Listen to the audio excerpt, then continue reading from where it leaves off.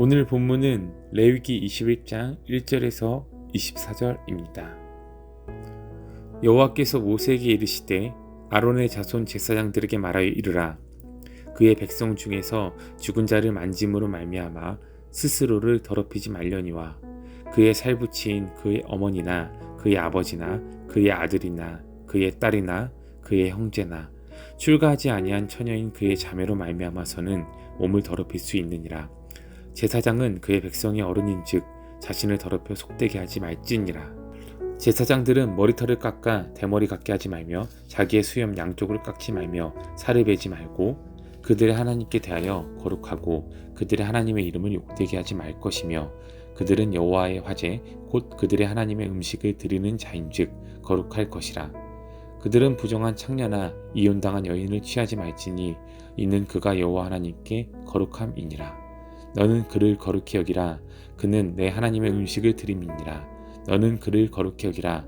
너희를 거룩하게 하는 나 여호와는 거룩함이니라. 어떤 제사장에 따르든지 행음하여 자신을 속되게 하면 그의 아버지를 속되게 함이니 그를 불사를 지니라. 자기 형제 중 관유로 부음을 받고 위임되어 그 예복을 입은 대제사장은 그의 머리를 풀지 말며 그의 옷을 찢지 말며 어떤 시체에든지 가까이 하지 말지니 그의 부모로 말미암아서도 더러워지게 하지 말며 그 성소에서 나오지 말며 그의 하나님의 성소를 속되게 하지 말라. 이는 하나님께서 성별하신 관유가 그 위에 있음이니라. 나는 여호와이니라. 그는 처녀를 데려다가 아내를 삼을지니 과부나 이혼당한 여자나 창녀짓을 하는 더러운 여인을 취하지 말고 자기 백성 중에서 처녀를 취하여 아내를 삼아 그의 자손이 그의 백성 중에서 속되게 하지 말지니 나는 그를 거룩하게 하는 여호와임이니라. 여호와께서 모세에게 말씀하여 이르시되 아론에게 말하여 이르라. 누구든지 너희 자손 중 대대로 육체에 흠이 있는 자는 그 하나님의 음식을 드리려고 가까이 오지 못할 것이니라. 누구든지 흠이 있는 자는 가까이 하지 못할지니 곧 맹인이나 다리 저는 자나 코가 불완전한 자나 지체가 더한 자나 발 부러진 자나 손 부러진 자나 등 굽은 자나 키 못 자란 자나 눈에 백막이 있는 자나 습진이나 버짐이 있는 자나 고안 상한 자나 제사장 아론의 자손 중에 흠이 있는 자는 나와 여호와께 화제를 드리지 못할지니 그는 흠이 있은즉 나와서 그의 하나님께 음식을 드리지 못하느니라. 그는 그의 하나님의 음식이 지성물이든지 성물이든지 먹을 것이나 휘장 안에 들어가지 못할 것이요 제단에 가까이 하지 못할지니 이는 그가 흠이 있음이니라. 이와 같이 그가 내 성소를 더럽히지 못할 것은 나는 그들을 거룩하게 하는 여호와임이니라. 이와 같이 모세가 아론과 그의 아들들과 온 이스라엘 자손에게 말하였더라. 아멘. 성막과 성전 구조는 하나님께 가까워지는 거리에 비례하여 거룩하게 구별되는 단계가 나뉩니다. 가장 거룩한 장소는 지성소입니다. 그 다음에는 입구 쪽으로 이어지는 성소, 그 다음에는 제단이 있는 성막들 순서입니다. 대제사장이 일반 제사장보다는 조금 더 거룩한 장소에 들어가서 하나님과 백성들을 섬기게 됩니다. 제사장이 직분을 수행함에 있어서 각자 맡은 자리에서 직무만 잘 수행하면 끝이었을까요? 오늘 말씀 레위기 21장에서는 직무를 수행하는 순간 이외에도 제사장의 삶은 어떠해야 할지를 가르쳐 주십니다. 거룩하신 하나님께 가까이에서 섬기면 섬길수록 더 까다로운 일상이 요구되는 것을 알 수 있지요. 저는 이것을 거룩한 불편함이라고 부르고 싶습니다. 하나님은 교회인 우리를 거룩한 제사장으로 삼아주셨습니다. 하나님께 가까이 나아가면 나아갈수록 우리의 삶은 어떠해야 할지 함께 생각해 보도록 하겠습니다. 먼저 일반 제사장에 대한 규례가 나옵니다. 하나님께서는 제사장들에게 죽은 자의 시체를 만지지 말라고 말씀하시는데요. 생명을 상실한 시체는 제사장을 부정하게 만듭니다. 다만 직계 가족의 장례에 한해서만 치를 수 있도록 허용하십니다. 하나님께서 장례와 관련하여 이렇게 엄격한 규정을 말씀하시는 이유를 4절에서 나오고 있는데요. 제사장은 그의 백성의 어른인즉 자신을 더럽혀 속되게 하지 말지니라 라고 하십니다. 장례가 도대체 무엇이기에 제사장을 더럽혀서 속되게 하는 것일까요? 이스라엘이 출애굽할 당시에 애굽에도 이방신을 섬기는 제사장들이 존재했습니다.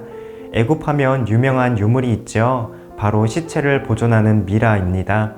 애굽 제사장들은 이 미라를 만들어서 죽음과 사후세계를 잇는 예식을 집례했습니다. 하나님은 이방 제사장들이 행하는 종교 예식인 시체 접촉을 금하고 계십니다. 하나님을 섬기는 제사장과 하나님의 백성들이 따라야 할 세계관과 가치관이 이방의 것들과는 전혀 다른 차원임을 가르쳐 주고 계십니다. 죽음의 신이 다스리는 사후 세계가 아니라 생명의 주인이신 하나님이 다스리시는 하나님 나라를 추구하며 따르도록 인도하고 계시죠. 따라서 제사장은 생명이 없는 시체가 아니라 생명의 근원이신 하나님을 가까이에서 거룩하게 섬기는 구별된 삶을 살아가게 됩니다. 심지어 대제사장은 직계 가족의 장례까지도 참여하지 못하도록 금지하고 계십니다. 하나님께 가까이 다가가면 다가갈수록 부정한 것, 세상의 세계관과 문화에 오염되지 않도록 거룩한 불편함을 감내해야만 합니다. 마찬가지로 거짓 이방 종교를 본받지 않도록 금지하시는 요소가 바로 애도 문화입니다. 5절에서 하나님은 제사장들에게 머리털을 깎고 수염을 밀고 살을 베는 행동을 금지하도록 명령하십니다. 이것은 하나님의 이름을 욕되게 하는 일이라고 말씀하시는데요. 왜 그럴까요? 이교도들은 머리카락을 밀고 살을 찢어서 신의 관심을 얻어낸다고 생각했습니다.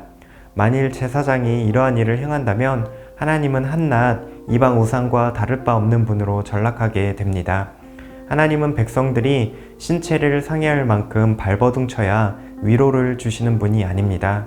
하나님은 아무 공로 없고 자격이 없다 하더라도 제사를 통해 제사함을 얻고 하나님 앞에 누구든지 나아오도록 불러주시는 은혜로우신 하나님이십니다. 우리가 하나님 앞에 다가가면 다가갈수록 우리가 깨닫게 되는 것은 우리는 아무 공로 없다는 사실입니다.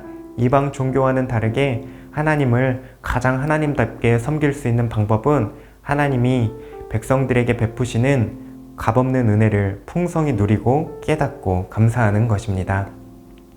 제사장이 살펴야 하는 삶의 영역은 가정과 자신의 신체도 포함이 됩니다. 이방 신전에는 신전 창기들이 있었고 사람들은 그곳에서 간음을 행하였습니다. 하나님께서 부정한 창녀와 또한 간음하여 이혼한 여인과 결혼하지 못하게 하신 까닭도 이러한 일과 연결이 됩니다. 제사장은 자신의 육체에 흠이 있는지도 살펴야 합니다. 여기서 흠이란 신체 장애를 가리키는데요. 하나님께서 장애를 열등하게 보시기 때문이 아닙니다. 혹여나 육체의 불편함으로 인해서 제사에 실수가 있게 된다면 성소와 제물은 부정하게 되기 때문에 이러한 위험을 미연에 방지하고자 하심입니다. 이처럼 제사장은 자신이 섬기는 직무만큼이나 삶까지도 하나님께 가까이 나아가기에 적합하도록 돌아보아야 합니다. 세계관과 가치관이 하나님의 말씀을 따라서 세상과는 구별되어야 합니다. 인간의 공로나 업적이 아니라 하나님의 은혜를 늘 기억하고 생각하는 삶을 살아가야 합니다. 자신의 가정과 신체도 흠없고 순결하도록 돌보아야 합니다. 거룩하신 하나님을 향하여 거룩한 불편함을 감수하는 삶입니다. 우리도 하나님 앞에 더 가까이 나아가면 나아갈수록 하나님의 은혜를 더 많이 경험할수록 거룩한 불편함을 기꺼이 감내하는 삶을 살아야 하겠습니다. 거룩한 제사장으로 거룩한 삶을 살아가며 하나님과 세상을 섬기는 청년 가족들 되시기를 소망합니다. 함께 기도하시겠습니다. 하나님의 말씀이 보여주는 하나님 나라의 세계관과 가치관을 따르는 백성 되게 하옵소서. 우리의 몸과 마음과 가정도 거룩하게 돌보며 하나님을 섬기게 하옵소서. 오늘도 하나님께 더 가까이 거룩한 삶을 살아가는 청년 가족 되시면 좋겠습니다.